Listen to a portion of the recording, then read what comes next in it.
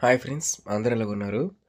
ఎవరైతే BPT, BSc, MLT ఇంకా paramedical courses కోసం మెరిట్ లిస్ట్ కోసం వెయిట్ చేస్తున్నారో వాళ్ళందరికీ చిన్న అప్డేట్ అయితే వచ్చిందండి.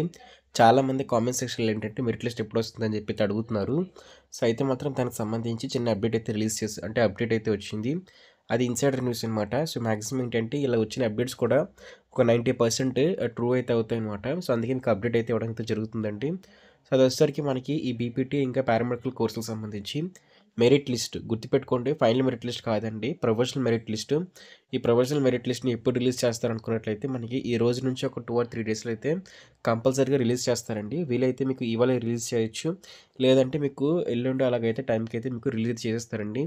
ఎందుకన్నట్లయితే చాలామంది స్టూడెంట్స్కి V02 ఎప్పుడైతే వచ్చేస్తుంది, ఇంకా మీరు చెక్ చేసుకోకపోయినట్లయితే వెంటనే వెళ్ళి చెక్ చేసుకోండి. మీరు లాగిన్ అయితే అయిపోయి మీకు చాలా వీడియో ఎక్స్ప్లెయిన్ చేసాం కదా V02 అని చెప్పేసి. సో చాలామందికి అప్రాక్సిమేట్గా ఒక 80% స్టూడెంట్స్కి, 80 to 90% స్టూడెంట్స్కి అయితే మాత్రం V0 ఎప్పుడైతే వచ్చేస్తుంది. సో ఎవరైతే రిజెక్ట్ అయిపోయారో వాళ్ళకి రిజెక్టెడ్ అని చెప్పేసి వచ్చేసి రీఅప్లోడ్ అని చెప్పి అయితే వస్తుంది అనమాట.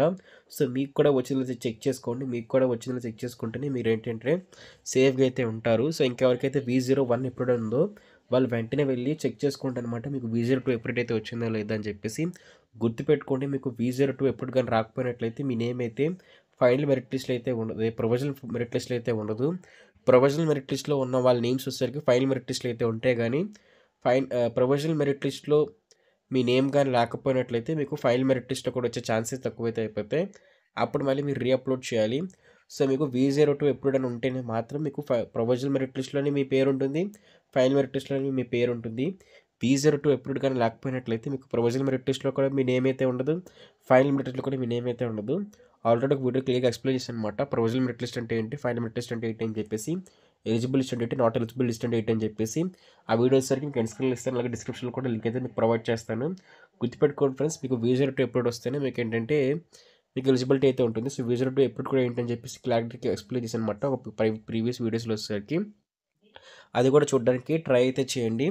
సో అదేవిధంగా మీకు వెంటనే అంటే ఈ యొక్క ఏదైతే మెరిట్ లిస్ట్ ఉందో, సో మెరిట్ లిస్ట్ రిలీజ్ అయిన వెంటనే మన యూట్యూబ్ ఛానల్ అయితే అప్లోడ్ చేస్తాను వీడియో వచ్చేసరికి. దాంతోపాటు ఆ పీడిఎఫ్ ఏదైతే లింక్ ఉందో అది డిస్క్రిప్షన్లో ప్రొవైడ్ చేస్తాను. దాంతోపాటు మన టెలిగ్రామ్ ఛానల్ అందరికన్నా ఫస్ట్ అంటే వీడియో అప్లోడ్ అవ్వకమున్నా ముందే మన టెలిగ్రామ్ ఛానల్ అయితే మాత్రం ఆ పీడిఎఫ్ అయితే అప్లోడ్ చేయడం జరుగుతుందన్నమాట. సో అదేవిధంగా మీరు ఆ పీడిఎఫ్ విషయంలో డౌట్స్ కూడా మీరు మన టెలిగ్రామ్ ఛానల్ అయితే అడగవచ్చు. మీ నేమ్ అయితే రాలేదు, ఎందుకు రాలేదు, లేకపోతే మీ నేమ్ లేని మిస్టేక్స్ ఉన్నాయా, ఎలా కరెక్షన్ చేయించుకోవాలి ఏంటో కూడా.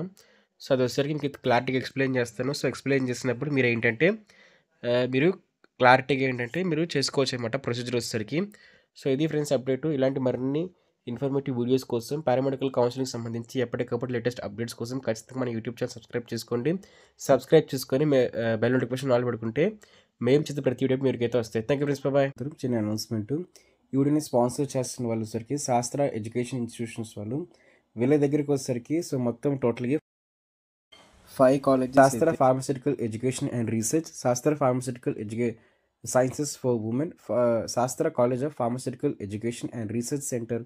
దీంతో పాటు శాస్త్ర ఫిజియోథెరపీ కాలేజ్ అయితే శాస్త్ర నర్సింగ్ ఎడ్యుకేషన్ ఇన్స్టిట్యూషన్స్ కింద అయితే వస్తాయి.